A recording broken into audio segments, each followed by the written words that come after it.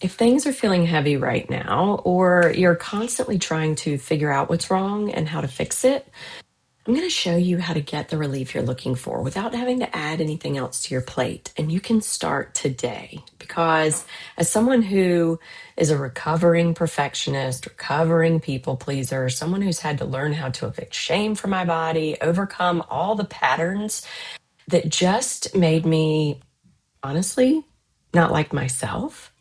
I'm here to give you the secrets so that you can learn to live the life where you wake up feeling great like I do and your business runs successfully like mine does. And you don't have to worry about things like money or energy or time because life can be amazing, even when the shit's hitting the fan, even when it feels like everything's falling apart, even when you have problems with your kids or your husband or financially. Because when we stop adding conditions to our emotions, when we stop adding the story to the event, things start changing really, really fast because you're overwhelmed simply by how you're carrying everything. And I learned this the hard way. There was a season in my life where everything hit at once and it felt awful. And the silver lining to this is it ended up being the greatest mess I ever found myself in, because actually when I came clean with the message, it's what led to my six-figure business. Who would have thought? So, because it's thrust me into all of the healing, it thrust me into meeting all of the mentors and the guides and actually embodying what it means to rewire our brain. Because who here has done therapy? And I've been doing it for decades, and nothing against therapists, but there's a big difference in knowing what's happening in our brain and in our body and then doing something about it and actually seeing the results. So that's what we're here for today. Because I remember thinking, like, what is wrong with me? I should be able to handle this. This should not be this hard. I can't believe I'm still dealing with this problem. And here's the thing, it wasn't an information problem that I had. It wasn't a knowledge problem that I had. It was an execution problem. It was an implementation problem. It was taking action.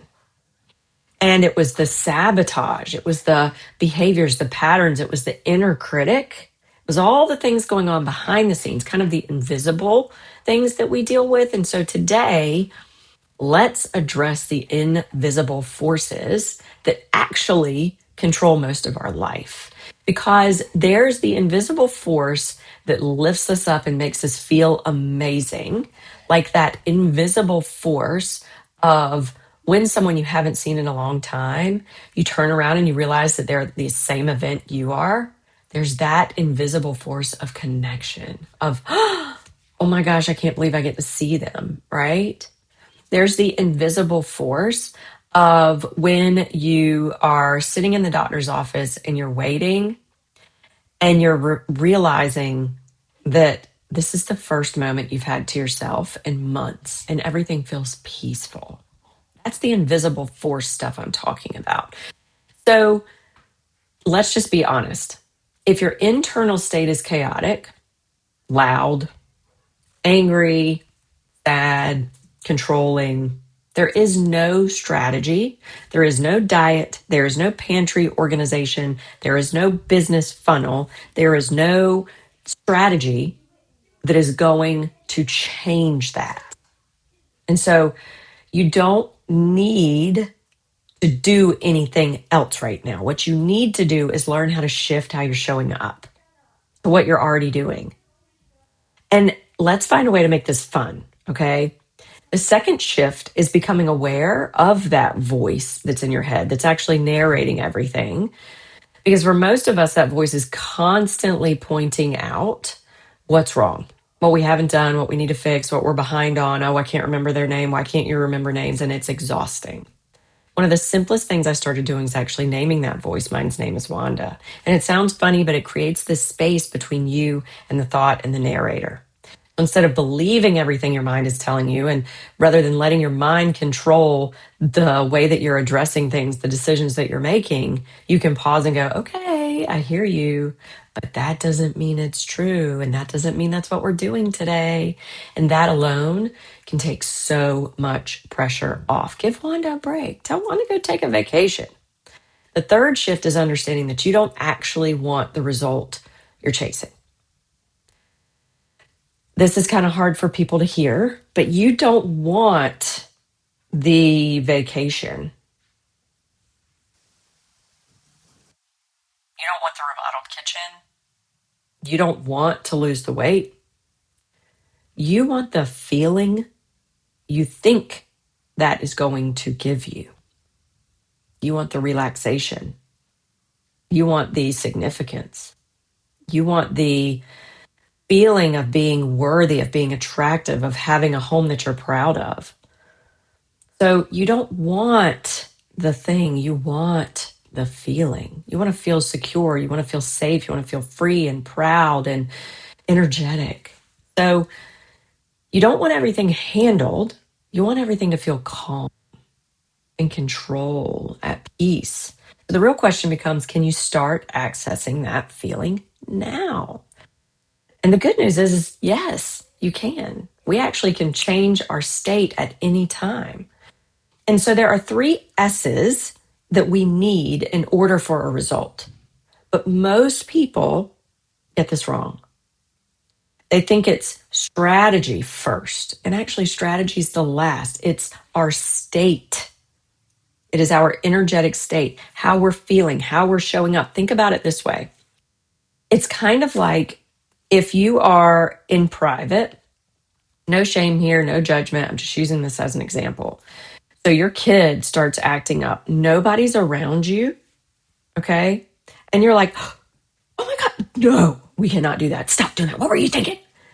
And then all of a sudden, your friend shows up and you realize she's in the corner. And now we start talking to our kid like this, that we know what to do with those. We don't throw those things. Let's make strong choices. You shifted your state because you can.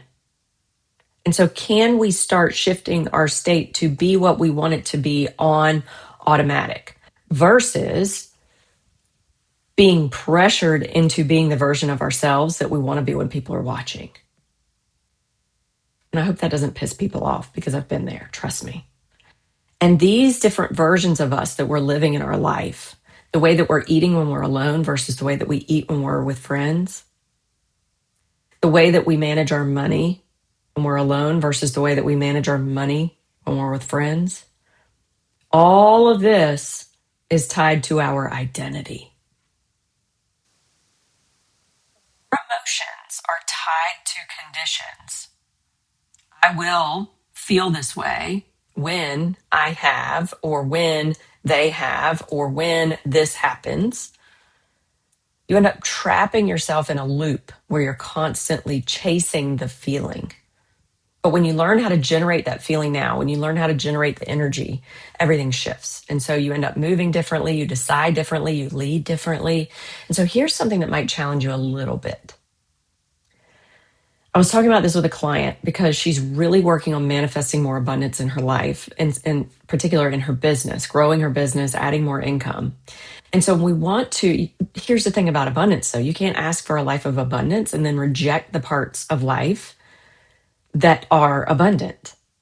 Like all of the laundry that comes from having multiple children, right?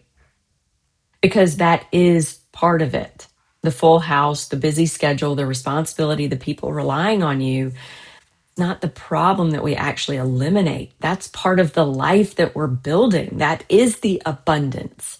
Because what's the point of the other parts if those don't exist, right? You don't want the super successful business just for yourself. You want it for your family. You want it for the opportunities that it will bring to you. So we can't not want the family to be a part of it. And so this gives us a hint into who we're being, what identity we are occupying, and how our energy is showing up in the world on a daily basis. And when they're not matching, that's when we get really curious and we lean into that. How can I shift this? And so when you stop resisting the thing that you want, like when she stops resisting the abundance, it actually gets really lighter. And so another piece of this is that I had to work through, and I still do this sometimes, not as often because I've evicted most of it, but it is shame. Because a lot of the weight that we carry isn't just what's happening right now. It's what we're making it mean about us. It's how we're identifying with it. So we take something that happened.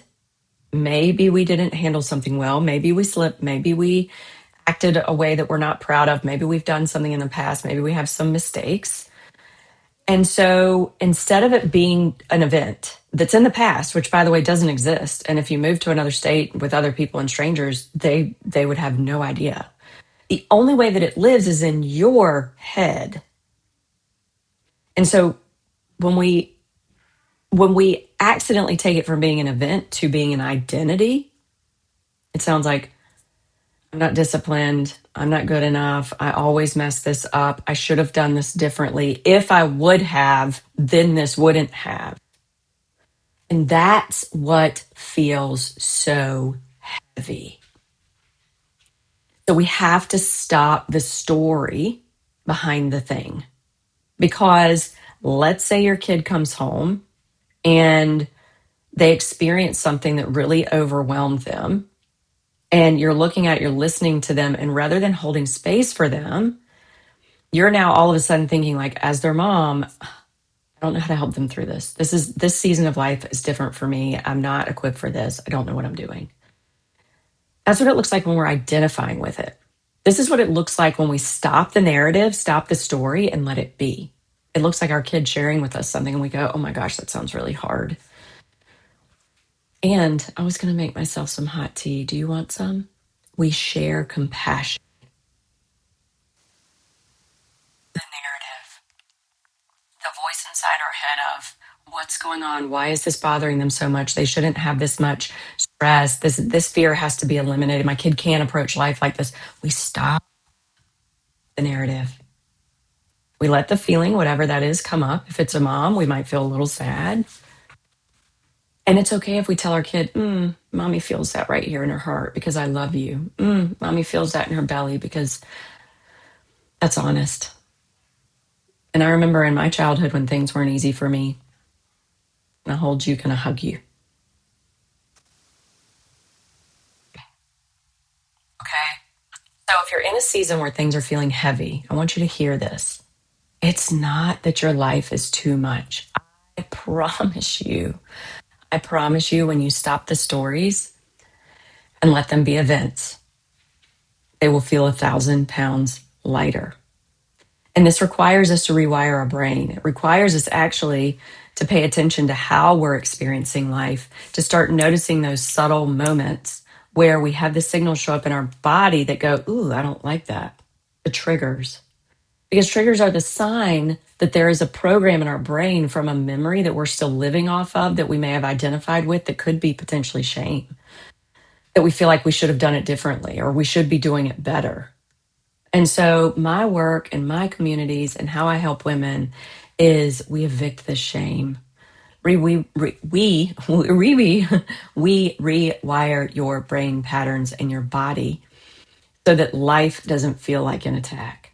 So that even when things are horrific, life can still be full of joy. We can experience things in the moment, but we don't have to identify with them. And they don't have to define our entire day. This is what makes us a better woman, a better leader, a better wife, a better mother, so that our children see what it's like to be a high performer, to get results, and enjoy life, especially when it's loud, especially when it's chaotic, because those are the signs of abundance. So life doesn't necessarily get lighter. In fact, my life didn't get lighter. I just got happier. But if I kept waiting until life got perfect, until life slowed down to be happy, I never would have. So you get stronger, you get more grounded, and your body starts loving life as it is, not how it should be. And that's what real self leadership looks like. That is the sacred rebellion.